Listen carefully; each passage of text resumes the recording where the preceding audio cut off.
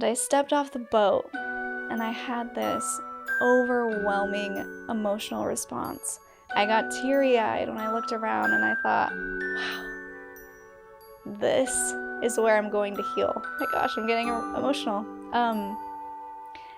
This is where I'm going to heal. Hey everyone, my name is Shelise Ansola, and this is Cults to Consciousness, where we discuss leaving high-demand religions or organizations and finding healing and independence through awareness and true individual sovereignty. If you're listening only on any of the podcast apps and you would prefer to watch, head on over to my YouTube channel at Cults to Consciousness, and you can see the whole thing there. It would mean a lot to me if you could like, subscribe, hit the bell so you don't miss any episodes, and leave a comment about your thoughts. Would really appreciate it. So today is a different type of day. We're doing an episode all with me, no guests today, and there's a few reasons for this. I really wanted to give more insight into my story so you have a better idea of where I'm coming from when I bring on more guests and you can get a background of my life. But also, I want to introduce psychedelics into the channel. So I've brought them up a couple times with a few of our guests, and I also went into a little bit in my very first introduction episode. But today I want to go all the way in on psychedelics because I know a lot of people are very interested in them, and I can see why. So they're a really big part of my story and a really big part of how I found healing after uncovering memories of abuse. So this is going to be a trigger warning for anyone who may not be comfortable listening to sexual abuse. We won't go into detail, but it will be mentioned. And yeah, this is going to be a fun one, guys. So where do we even start? If you followed along in the past, you know that I basically maintained a straight edge mentality ever since I left Mormonism. And that was 12 years ago now. So it's been a while. And I still have not indulged myself in alcohol. I don't drink coffee, although there's no other reason besides I think it's disgusting. And before I had tried any type of psychedelics, I hadn't smoked tobacco, I hadn't smoked weed, I had not tried any mind-altering substance other than like your typical painkillers after a surgery. So how did I end up in Peru, in the Amazon jungle, doing 7 ayahuasca ceremonies, a San Pedro ceremony, a Sapo/Bufo, depending on what you want to call it, ceremony, a combo ceremony, and geez, what else? Rape and Nunu in 2 weeks. Well, let me tell you. All right, so to give you some idea of how I went from one extreme to the other, I think I need to give you a little bit more context, a little bit more backstory.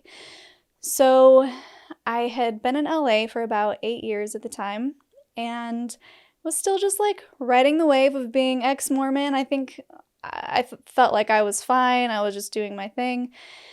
And what had happened was I uncovered memories of child sexual abuse from my past. And we're talking from ages infancy to 8 years old.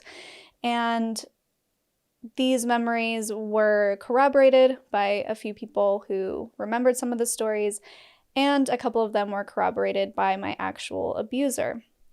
So I was in a really dark place. I was confused. I didn't know how to feel.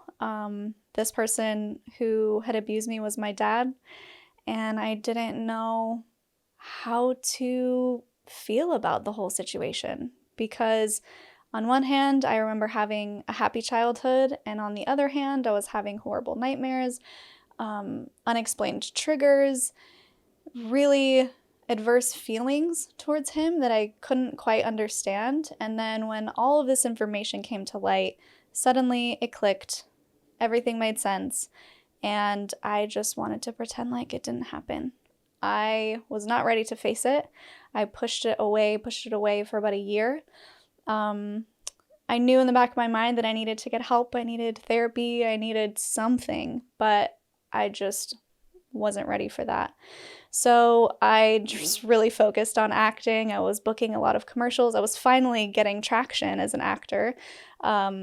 doing commercials for Barbie and Qdoba and Tapatio and a whole bunch of things. So I was feeling successful, I was feeling powerful, but there was still this weight that was just hanging over my head and holding me back. I was in a relationship at the time that I was feeling unfulfilled in. It was long distance. I wasn't feeling emotionally supported, but of course that's not entirely his fault. So we ended up breaking it off. So now I'm single and depressed and dealing with this trauma. And I ended up getting involved with a very narcissistic guy who used my bad condition to his advantage. He saw someone who was vulnerable and he decided to take advantage of me. And little did I know he was doing the same to multiple other women simultaneously. That was another part of my rock bottom, finding out that information, being completely betrayed by a father figure, my actual father figure, and then being betrayed again by this other person who I thought was coming in to help me. So at that point, I was living alone and rent was getting really expensive. And I landed in this house with someone who I think I'm going to go into the story in the book that I'm writing, more on that later. But I had actually previously lived with this person in my very first place in Los Angeles. I was a live-in dog walker. It's crazy. A lot of stuff went down. It ended badly. He kicked me out and basically just said, I want my wife back and she won't move back in if you live here. And it was just a really bad situation. So anyway, I don't know what stars aligned to make this happen, but as I was looking for a new place 8 years later, I submitted an inquiry to like a Facebook Marketplace ad, and guess whose house it was? This same person. And he calls me up and he said, you know what? I've been thinking about how things ended so badly last time. It's been on my mind all of these years and I felt horrible about it. I want to make it up to you. If you want to move in, the room is yours and I'll give you a month free. So here I am thinking, I'm finally catching a break. And a month free in Los Angeles is a pretty big discount. So against my better judgment, I took the deal and I moved in, knowing who this person was, but really hoping that he had changed. He claimed that he had changed, but when I got there, it turned out that he didn't. He was extremely controlling. He told me I couldn't have anyone over unless it was a woman. If I wanted to have a guy over, then I would have to ask him permission, and the only reason he would let me have a guy over is if we were having a threesome. Yes, you heard that correctly. He didn't like that I was going out and teaching salsa at the clubs. I was helping instruct at a nightclub at the time, and I would get home late, and he didn't like that. He was trying to control when I came and went, which was not okay, and long story short, things ended badly. Crazy, surprise, surprise. And he gave me 12 hours to move out. So at this point, I already didn't have a lot of money. I then didn't have a place to stay. I moved all of my stuff into a storage unit. I was homeless for 2 weeks. I was living out of my car and on the generous offers of a few of my friends to sleep on their couches. And I finally found an apartment. It was like a part-time thing where I thought, okay, I can at least stay here for a few months as a sublease. And luckily, we were able to renew our lease. So I finally felt grounded. I had landed. I had started detoxing from the other guy that was basically shattered my life because I did have very, very, very strong feelings towards him.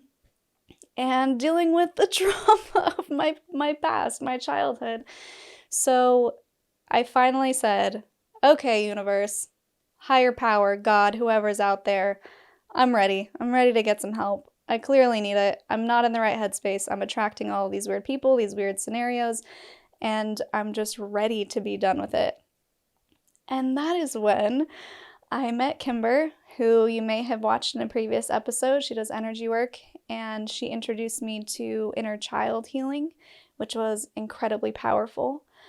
She introduced me to different chakra systems and meditations that I could use to help calm me down, to help release some pain. And it was so therapeutic. It was exactly what I needed. And throughout her classes, she would mention ceremony or journeys. And me being the sweet little innocent Mormon girl or ex-Mormon girl, since I still wasn't very exposed to different plant medicines, she would call them journeys. And I'm like, what are these people talking about? Like, where are people going? And so finally I started listening. I started paying attention. And I began to have this awareness that I was still very against drugs. Anything that could alter your consciousness in any way, I was like, hard no, because of that Mormon programming of all drugs are bad and you're gonna end up dying if you try them even once, or you're gonna become addicted and your life is gonna fall apart. My life was already falling apart the most that it could, so I was like, I don't know if this is a good idea. But I kept hearing these journeys in the sense of healing, transformation, therapy, not in the sense that I had been exposed to in the past, which was bad, evil, addictive, you're gonna die, all of the negative ways that high demand groups and religions paint entheogens or psychedelics. So I started paying attention because I'm thinking, wait, they're talking about years of therapy in one night? That sounds great. I think I want to do that. And so I went home, and I mentioned this in my first episode. I'm just going to briefly go over it again in case you haven't seen it. I went home and ended up randomly seeing this series on Gaia called Psychedelica that talks about different plant medicines and how they can help with depression and PTSD and trauma. And all of a sudden I'm listening because now I get it and now I need the help. So I'm no longer looking at it from a perspective of, well, I don't want to get high, so I'm going to stay away from it. I'm looking at it from the perspective of, I need help. I need help fast. I need deep help. I'm ready to get to the bottom of this. And so I became open to the idea of psychedelics. Another crazy coincidence about this is that because I'm an actor, I submit to things daily, probably 30 projects a day. And I had remembered a project as I was watching this series on ayahuasca. I remembered a project that was looking for 2 people to go to Peru and do this retreat. And it had nothing to do with medicine. It just said, we want someone to do yoga and breathwork sessions, and we need to film people for the center that we're promoting. And I was like, yeah, that sounds great. So I'm remembering this submission as I'm watching this ayahuasca film or TV show, and I looked it up and it had expired. So it means they already held auditions. I didn't get one. And I was super bummed about it. And I thought, you know what, I'm going to dig a little deeper and see if I can figure out what this casting was for. And the name of it said Arcana. And I thought, well, let's just see what Arcana is. So I typed in Arcana Peru, and guess what popped up? An ayahuasca retreat center named Arcana. It blew my mind. The synchronicity was insane, and it was, I couldn't ignore it. So I'm looking through all of their packages and their retreats, and they had 1-week retreats, 2-week retreats, and they were pricey. I mean, I couldn't afford it, but I'm looking at that and I say out loud, okay, I'm gonna go to Peru. I'm gonna do this ceremony. I don't know how I'm gonna get there, but I hear you, universe, God, whoever's listening, I'm seeing the sign and I know that this is what I'm being called to do. So in that moment, I thought, well, wait a second. I already know the center. I know the name of it. Maybe I could just email them directly. And so I just get on my computer. I write this page-long email about why I'm perfect to be the person for their documentary or their docu-style marketing materials. And it was something that you don't do in the industry, but I didn't care. I was like, what do I have to lose at this point? So the next day, I'm at the gym and I get a call, and this person says, hi, I'm the casting director for the Peru retreat thing. And I was like, uh-huh. And he goes, yeah, the owner sent me your email. It's a little forward of you to do that, but after reading the email, I understood why you did it. I had actually opened my computer to send an email to book someone for the job, but when I saw the email from the owner, I realized I should at the very least meet with you and have a chat. I was losing my mind, guys. It took everything for me not to just scream in the gym. I was so excited.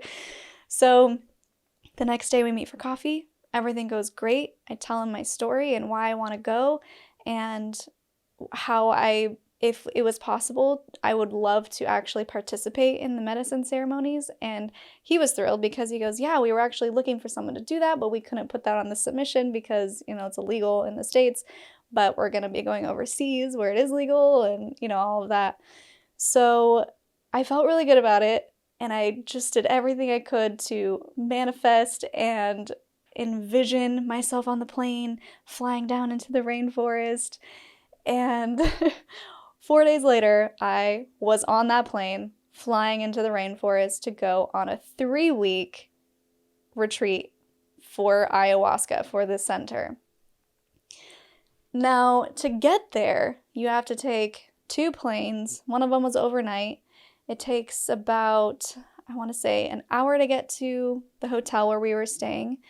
I think it was, what was the name of the town? I can't remember the name of the town. But it took us an hour to get there, and then it took 2 hours by bus on a dirt road to get to the Amazon River. And then it took 2 hours in a canoe to get to the retreat center, which was stunningly beautiful.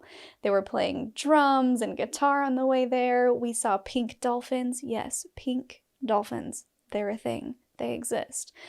And it was so magical. The boat pulls up to the center, which looks like a tree house on sticks, because in the wet season, the river is literally underneath it, and in the dry season, it retreats so much that you can walk on the ground. But we're in the wet season, so this river is streaming under these cabana-looking buildings with bridges connecting them all. And these local dancers were there, dancing and chanting and welcoming us as we pulled up. And I stepped off the boat, and I had this overwhelming emotional response. I got teary. I'm actually getting choked up right now. I got teary-eyed when I looked around, and I thought, wow, this is where I'm going to heal. My gosh, I'm getting emotional. This is where I'm going to heal. This is home. It felt like home. And wow. So I'm nervous, obviously, and people find out that I'm from Utah and, oh, the Mormon. I'm like, I'm not Mormon anymore. I was so sick of that label. I just wanted to be done with it. But the label stuck because they didn't think that I was considered ex-Mormon because I still hadn't tried anything like alcohol or drugs and whatever. I was just doing my best to focus on me and and stick to the matter at hand. The first ceremony that we did was called a Nunu ceremony. And this is something where they take different types of plants that have different properties specific to the effects that you want to achieve. One of them being tobacco. I think sage is another one. I'm going to butcher it, so I'm not even going to pretend to remember the rest. But they grind them up, and then they blow them right up your nose. And I'm sitting here going, wait, what are we doing? This is a little extreme. I didn't know this was going to be part of the whole trip. I knew about the ayahuasca, but not about the snorting thing.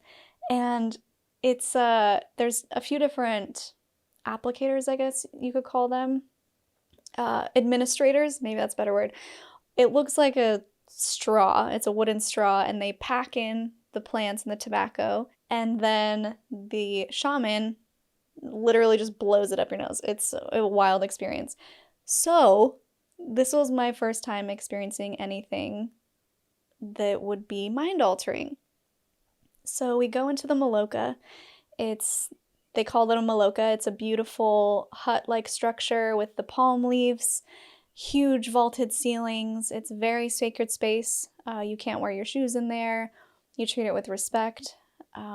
It's circular, so the mats line the outside of the maloka, like petals to a flower. And then on the inside are the shamans. And I mean, it's so huge. There's probably at least 10 feet between me on the outside and the center of the Maloka where the shamans are. So they're getting ready to administer this, and by now it's nighttime, so we're only lit by candles. There's no lights in there. And they give you tissues. They're like, don't blow your nose if possible because you want to feel the full effects. And I almost didn't do it because I was scared. And I remember thinking, no, you came here to heal, you came here to do the medicine, and everything that they said about Nunu was that it was a heart opener. It basically got you ready for the ayahuasca. It paired well with ayahuasca, and they highly recommended starting off the retreat with it. So there's about 5 shamans in the center in a line, and they're all getting their own medicine ready so that we can line up behind each of them so it goes quicker. Well, we all get off our mats and I kind of like procrastinate getting in line. I finally get in line, one of the very last ones, and this guy is in front of me. His name is Gabe, and I don't think he would mind me talking about his experience because he's actually coming on the podcast. Yay! I cannot wait to have him on to talk about his experience. So he's this super awesome military veteran, bald shaved head, tatted up head to toe, super sweet guy. And he came there and he was a little rough around the edges. He was very skeptical about this whole healing thing, but he did it and he was like, okay, well, I'm here. I'm just going to give it a shot. So he's in front of me. And the first one goes up his nose and he starts hacking and coughing and sweating and wheezing. And I'm looking over at him like, if this guy can't handle it, how am I supposed to handle it? And I got so nervous, and by then most of the people had gone, and they're, patting him down, getting him water, and I'm just looking up like, this is in my future. Okay, you can do this. It's all right, you can do this. At that point, the main shaman, who was the line over, had an empty line, and I thought, all right, I'm gonna go to this guy instead. So I jump over into his line, and he looks at me, and he doesn't speak much English, and he goes, ready? And I go, okay. And he goes, first time? And I go, yeah. And he goes, oh, okay, half dose. And I was like, yeah, that would be great. Sure, let's do half. So he puts that thing up in my nose. He tells me to hold my breath. And in it goes. Feels like it goes straight up to my brain.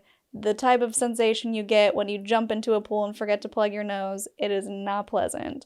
So immediately, my eyes just start watering like crazy. He's chuckling and trying not to because he feels bad for me. But there's still another nostril to go. So anyway, we get up in there, and I take that one like a champ because I already knew what to expect. Hobble back to my mat. I got like black snot coming down my face, try not to blow my nose yet. I sit down and look up at the ceiling, and it is spinning.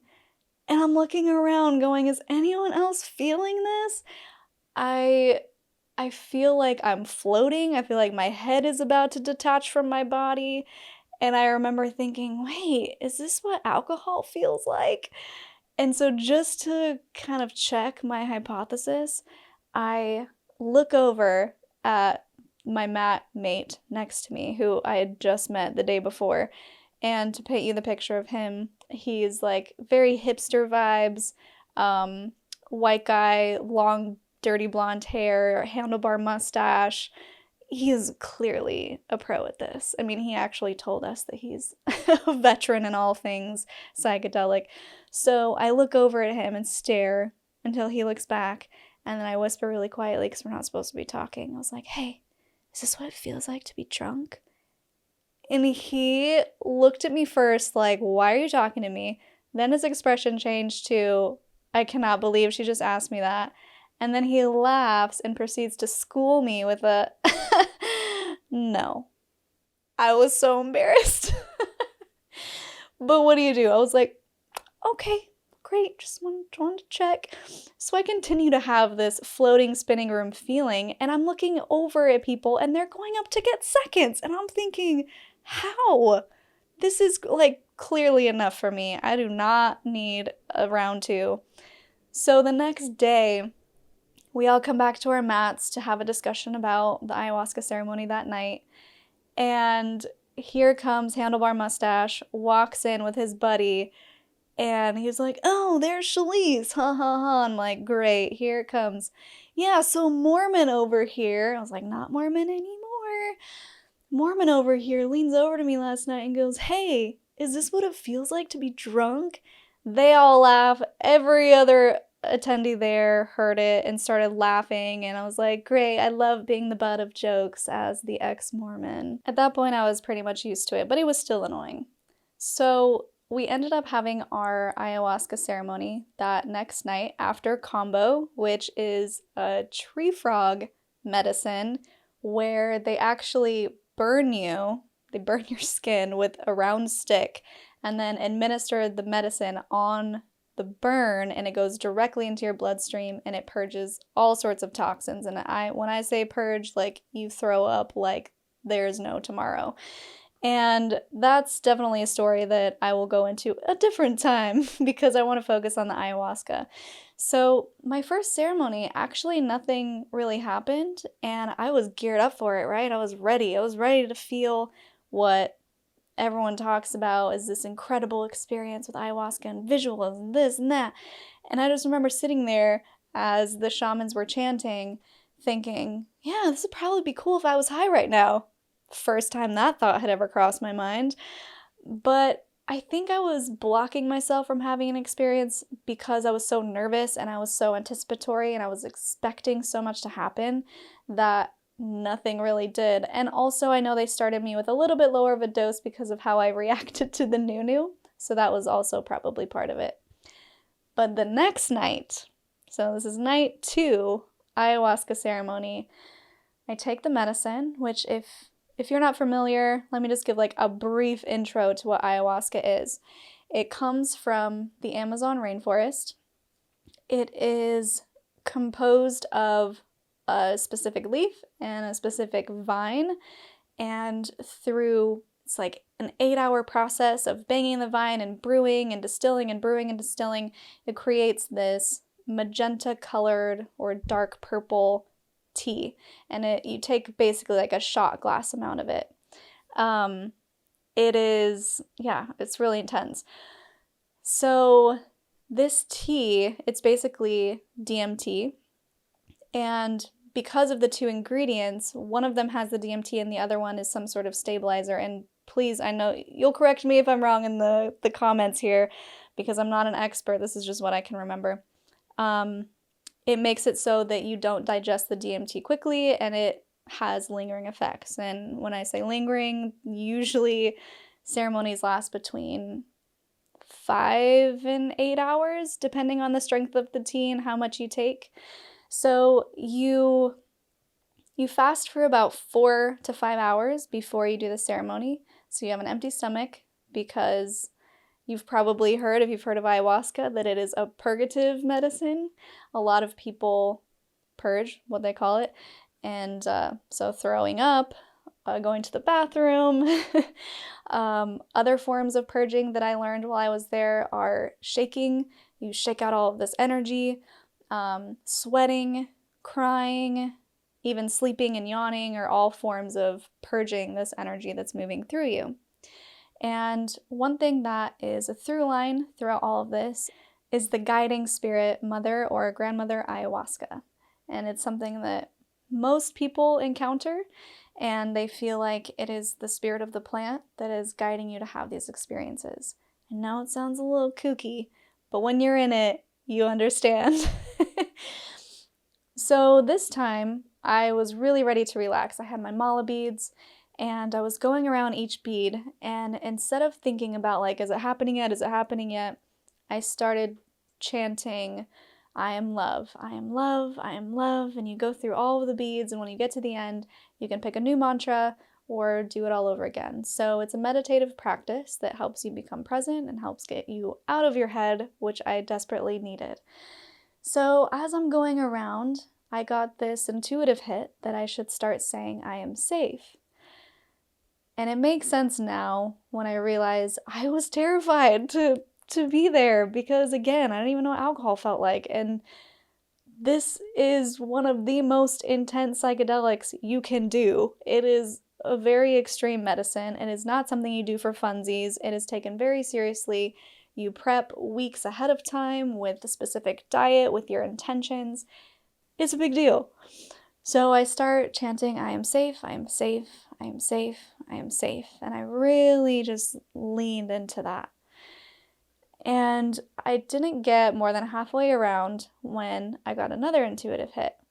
Do your chakra clearing meditation. And I thought, okay, I'll do it as soon as I'm done with the beads. And the voice in my head said, no, right now. That's when I realized I was not alone anymore in my thoughts. There was something there, and I thought, okay, Mother Ayahuasca, if this is you, I'm going to pay attention. So it was this meditation that I've done quite a few times over and over. You imagine the different chakras of your body, you imagine the different colors as you move through them, and you imagine them getting brighter and glowing and getting rid of anything that is kind of stuck in those chakra points. So, for example, your root chakra, which is associated with the color red, has to do with your personal safety. And if your personal safety needs are not met, if you don't have food, water, shelter, then you won't be able to move on to the next chakra, and so on and so forth. So it's a really great way to become aligned, to become grounded, and to just become aware of your body, even if you're not into the whole chakra system, crystal, woo-woo stuff, which is totally fine. It's just a great way to become aware of your body. And are you feeling aches and pains in this area? Sending your attention there. So I'm going through these, and when I get to my third eye, which is right in the middle of your forehead, and it's the color purple, I saw this, I'm closing my eyes, I saw this bright purple, exotic looking eye just blink open at me. This was the first time that had ever happened. I'm a very visual person and I have vivid dreams. However, I had never experienced this in a meditation before. And it blinked open at me and I realized the symbolism was, you're awake now. So for people who aren't familiar, your third eye is basically the seat of your intuition. It's the introspection. It's your higher self. It's your inner knowing. And it felt like in that moment, I was finally being awakened to my actual sovereignty, my individuality, my independence. And so beautiful. And another thing I noticed was the vines that I normally imagine coming out the bottoms of my feet and anchoring down into the earth became snakes, which is a very classic symbol of Mother Ayahuasca. And so I thought, okay, this is different. I'm going to keep going along with this. So I have these incredible visuals. I finish all the chakras and I see this beam of light coming out the top of my head and I feel myself connecting to my ancestors, to other dimensions. And I think in this moment I realized, okay, it's working. It's working. And I saw myself as a shaman in Peru. I saw myself administering ayahuasca to other people. I don't know if it was a past life. I don't know if it was just something my imagination was conjuring up because of where I was. Either way, I felt very connected to the jungle. I felt connected to the medicine. And I heard this voice say, welcome home. Oh, man. That same welcome home that I felt when I first arrived. I'm getting a little choked up here. Did not expect this today. After that, I started seeing incredible kaleidoscopic colors, and I won't go into too much detail because, my goodness, this whole vision and ceremony lasted like 5 hours, and we got limited time here, so I'll give you the cliff notes. One of the most amazing parts, when I finally opened my eyes, was I looked around, and it looked like I was on Pandora from Avatar, where it was pitch black, except for brightly lit glowing things. So anytime someone would move, it was like I was seeing this residual energy as they would walk by. I could see the energy trailing behind them.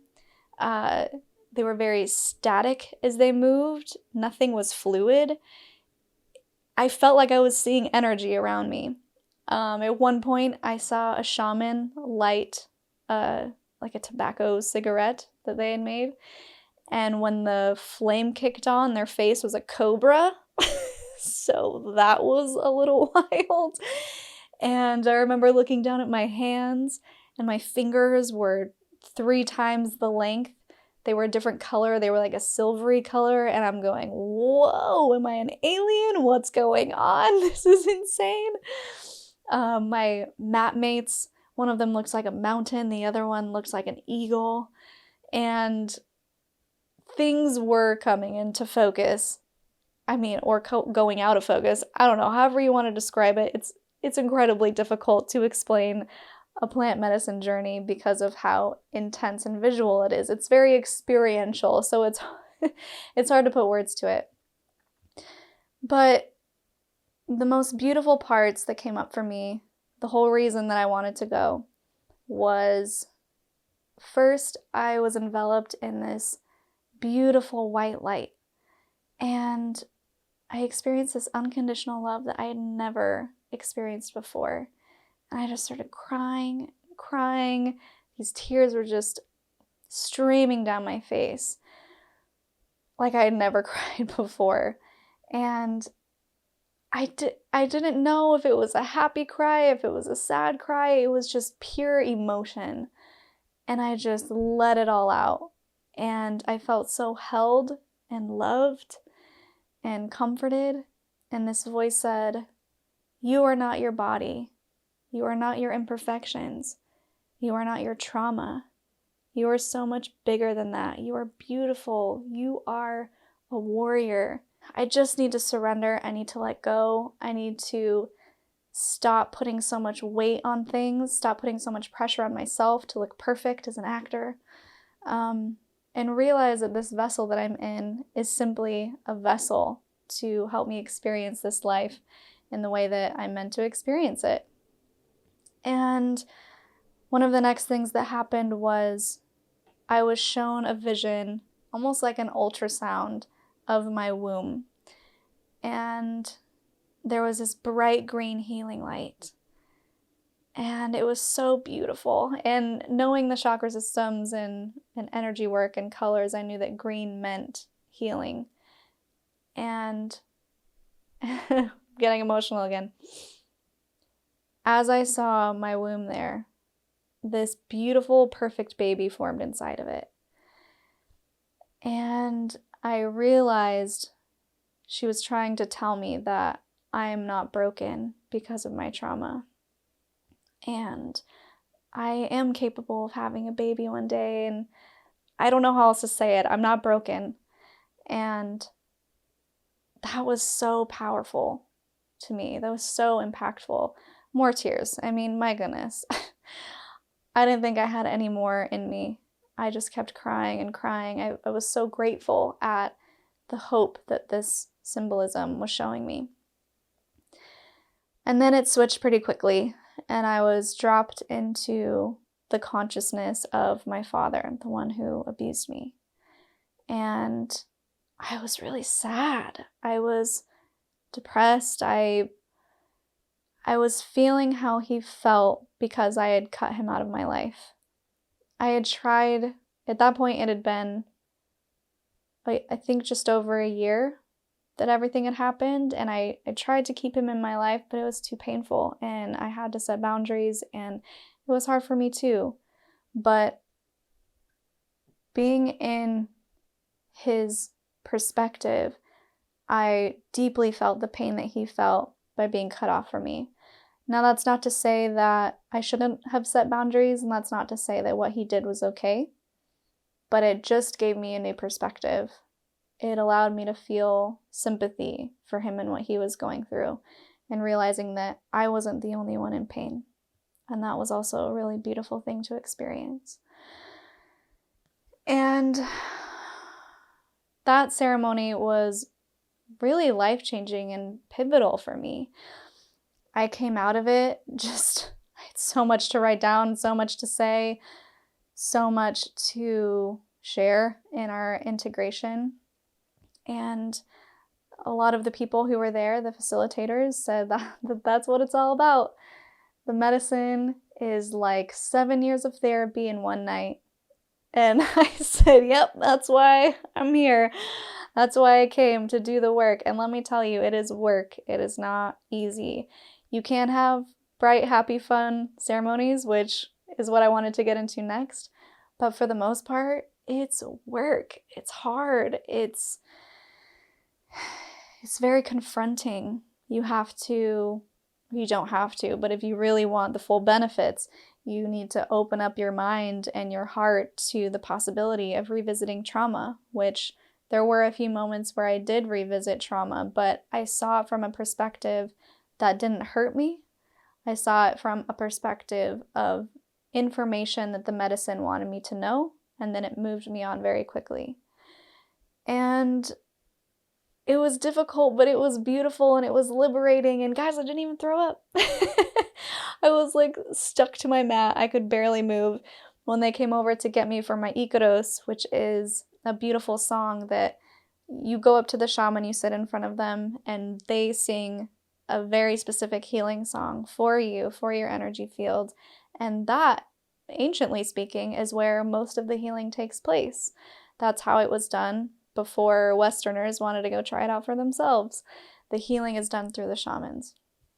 So they came over and they're like, you ready for Ikaros? And I was like, I can't even move. You're gonna have to help me get over there. I made it over and it was fine, but I slept so deep that night. I didn't even go to bed. I stayed in the Maloka and stayed overnight there. And it was pretty incredible. It was life-changing. So this is another reason why I really wanted to talk about psychedelics, because based on my own experience, it can be pivotal. It can really just take away your ego, which is your logical, rational mind that gets in the way of your healing, that is there to keep you safe, of course, but when you expose yourself to these different entheogens, these different psychedelics and these chemicals in your brain, it allows you to go to deeper places than you can just when you're just regular conscious. It allows you to open pockets of your mind that you didn't realize were there. Is that scary? Yes. But is it worth it? Yes. Now, all of this to say, I'm not an expert and I do not want to give medical advice to anyone. This is my own experience and this is based on the information that I've read and researched myself. So if you are interested in doing these medicines, please consult your own doctor, psychologist, therapist first to make sure that it's something that you can do. So for my next ceremony, I want to get into more of the fun side of things and show you my second most influential journey that I had on that retreat, because as I mentioned, there were 7 ceremonies in a 2-week period. So this was ceremony number 5. We were at a different location. We had moved from the Amazon jungle to Sacred Valley, which was a much different energy. They like to explain the jungle as being a very dense, raw, gritty, masculine energy, and hard, and it's true. That's exactly how it was. It's basically a tough love type of environment that you feel when you're in the jungle. And then in the Sacred Valley, it's very feminine and fluid and beautiful and transformational in that way. So we're at the Sacred Valley. The Maloka is very different. Instead of a big hut, it was just like a regular building. It was a rectangular space, so we were on one side of the room and the shamans were on the other side of the room facing us. Now we only had about 2 feet between us. And this ceremony, I felt like I had gotten everything I came for in the jungle, so I'm like, what do I even ask for now? So I wrote some things down, like, how can I use my specific talents to help other people? I asked about my love life, I had been through a lot, and I'm like, am I ever going to find love? I asked about space. That was like my last hurrah. I'm like, all right, well, at the very least, maybe I can go to space. And I remember in my intention setting ceremony with the shamans, you do way ahead of time individually. I went in there, I was like, can I go to space? And they all just busted up laughing. And I was like, what? Is that a dumb question? And they go, yeah, you can go to space. I was like, oh, cool. I didn't know that was a possibility. So that was on my list. I want to go to space. So we get in there and I take the tea. I was a pro at this point, taking my little shot glass of tea that doesn't taste the greatest. I go back over to my mat, and one thing that's very common with ayahuasca is you're very light sensitive. So they usually don't have any lights, and if they do, it's candlelight. So I go back to my mat, and already I'm feeling like, oh, these candles right in front of me are too much. So I cover my eyes to make it really, really dark, and almost immediately, I mean, I'm talking not even 5 minutes later, normally it takes about 45 minutes to kick in. 5 minutes later, I'm sitting there on my mat, eyes closed, and Mother Ayahuasca appears in front of me, and she puts her arm out. And I'm like, all right, we're going somewhere. Where are we going? And of course, by now I'm just like, yeah, going with the flow. Let's do this. So she walks me off of my mat, and this is all in my mind, walks me off of my mat and takes me to this hanging bridge.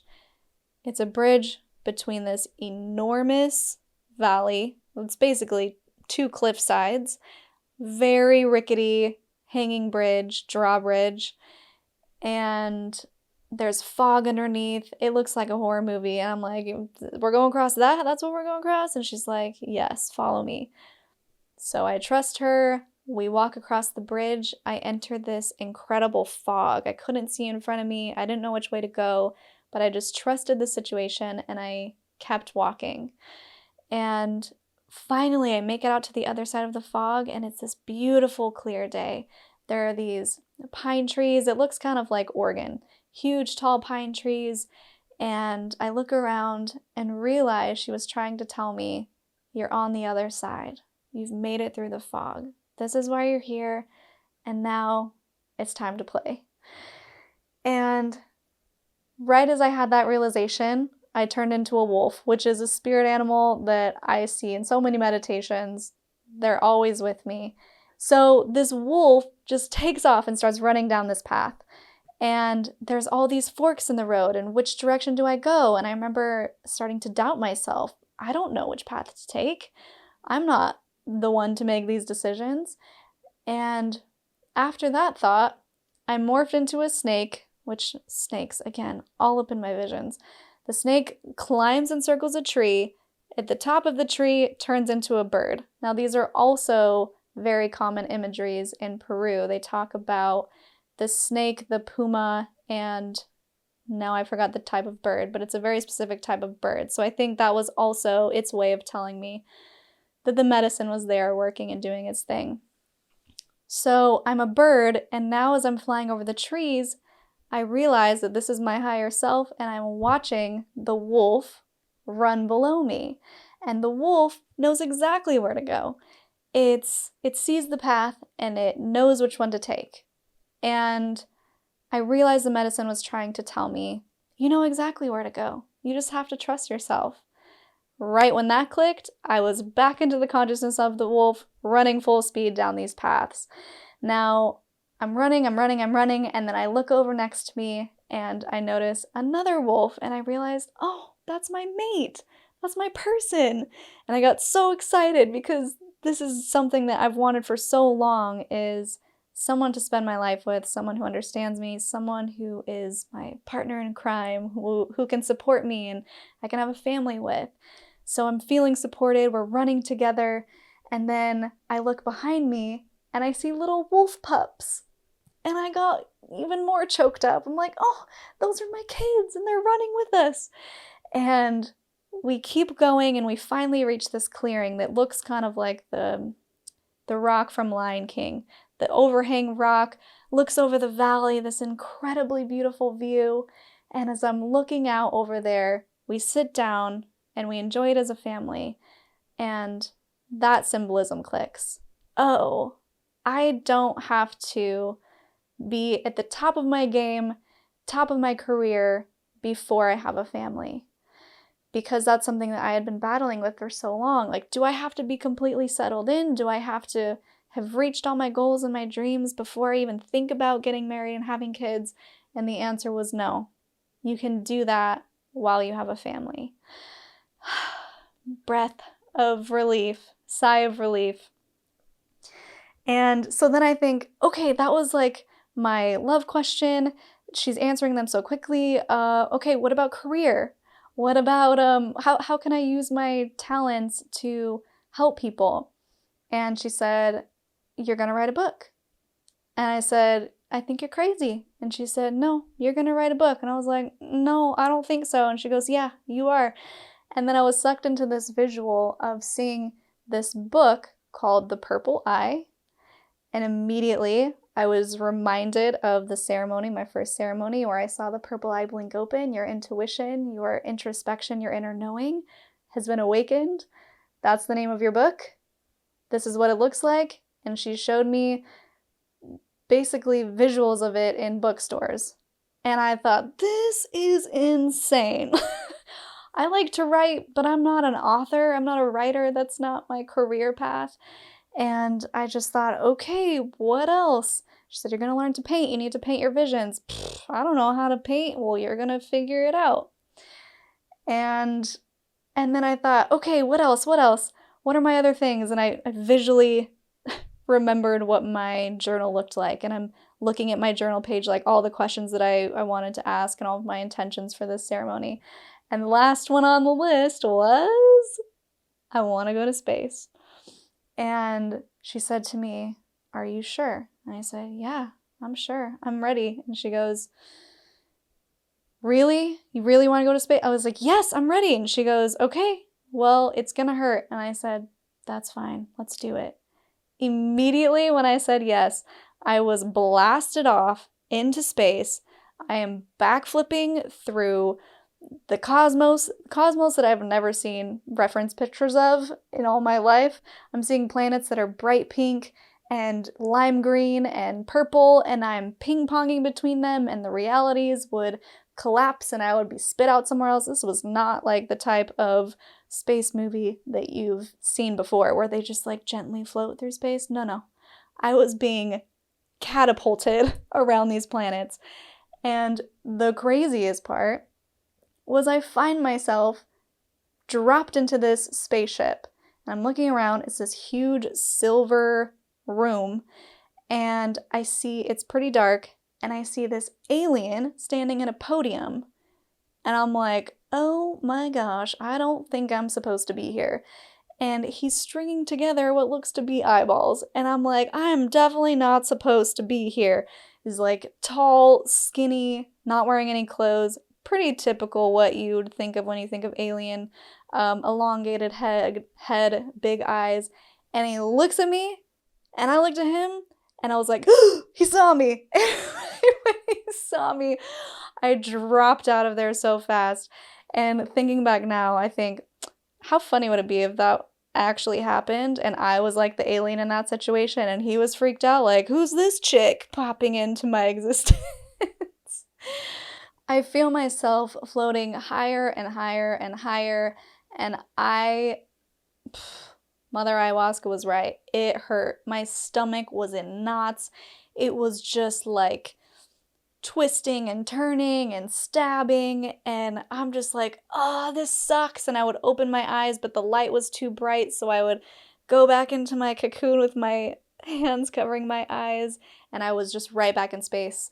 So it felt like I couldn't really get out of there. And so at one point, I feel these tiny little feet on my mat. And I'm like, who's coming onto my mat? Because that's a no-no.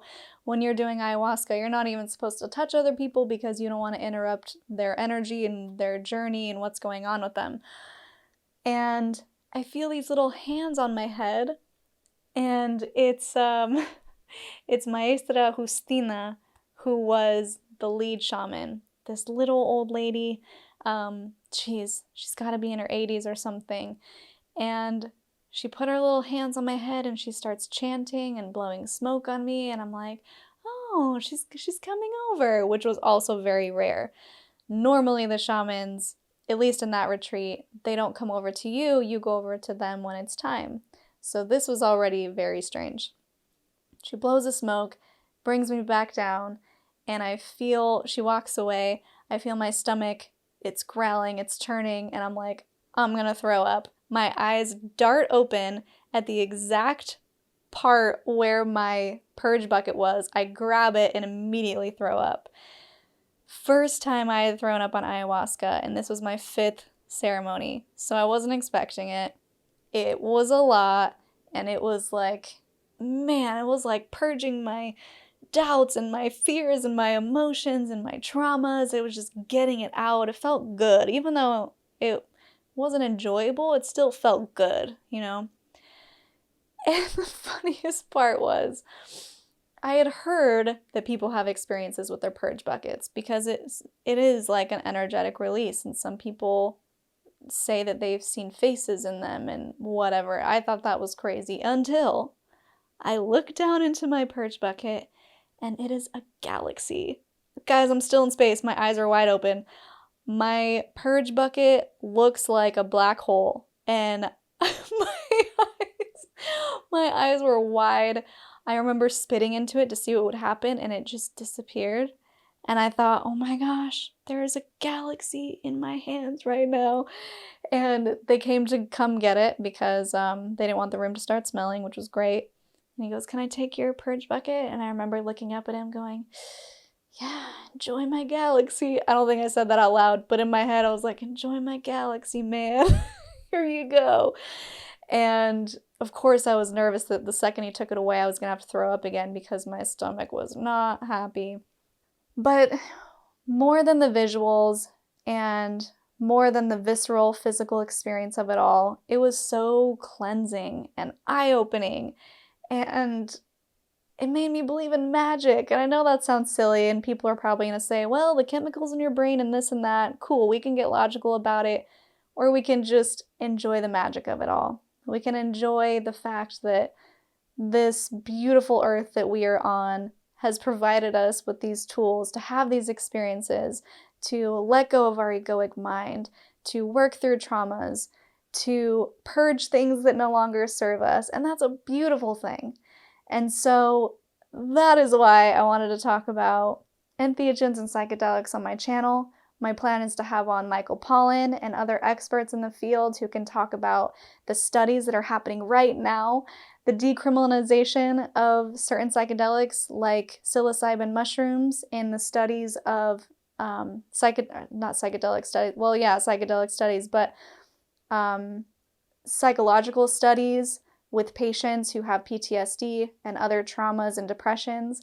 These clinical trials are happening now, and it's exciting, and the world around psychedelics is changing. People are starting to realize that they're not as bad as the government conspiracy theories, and I'm just kidding, made us believe. There really are some good things that we can learn from these ancient traditions, from our indigenous ancestors, from people all over the world who have been using these medicines, these plants, as healers for your mind, body, and soul. I think they have so much value, and I'm so excited to get into more of that with you because, as you know, and we talk about on this channel, there are a lot of program beliefs, there are a lot of religious traumas, and psychedelics really, at least for me, and I think a lot of other people, bridge that gap between learning who you are for the first time and these program beliefs. It helps you get rid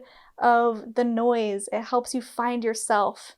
It helps you get yourself out of your head enough to really understand who you are. And I think that's such a beautiful thing. There's so much more to share about my ayahuasca journey, about other things I experienced on that retreat, other plant medicines, and I think I'm going to save those for another time. So, if you got this far, that means you probably like my channel. Thank you for being here. These videos do take a long time to make, but I love doing it, so I really appreciate your support, your subscriptions, your comments. I try to respond to as many of them as I can.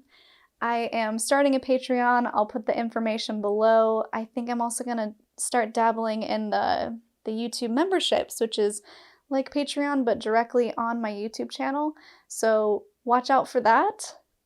It would mean the world if you could support so I can get better guests and better equipment and do this more often. So, again, thank you for watching. Until next time, follow your highest excitement, be conscious, and be well. Thanks for listening. If you like what you hear, it would mean a lot if you could like and subscribe on YouTube and leave a review or a comment to help with our visibility.